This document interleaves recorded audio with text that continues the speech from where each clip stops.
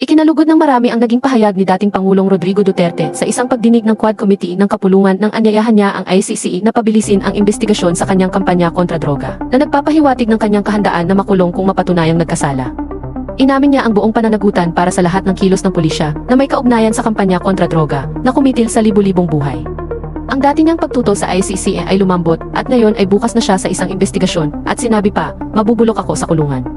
Kinumpirma ng pamahalaan ng Pilipinas na hindi nito hahadlangan ang kooperasyon ni Duterte at igagalang ang isang potensyal na Interpol Red Notice bilang pagsunod sa mga internasyonal na obligasyon. Sa kabila nito, iginiit pa rin ni Duterte na ang kampanya ay kinakailangan at tinanggap niya ang pananagutan sa mga patakaran nito. Nilinaw ng mga mambabatas na ang layunin ng pagdinig ay para sa paggawa ng batas, hindi para sa paglilitis, at tiniyak kay Duterte na ang mga testimonya ay hindi magdudulot ng kaso. Gayunpaman, nagdulot ang sesyon ng mga protesta mula sa kanyang mga taga-suporta na nagsasabing ang dayuhang pakikialam ay sumisira sa pambansang soberanya.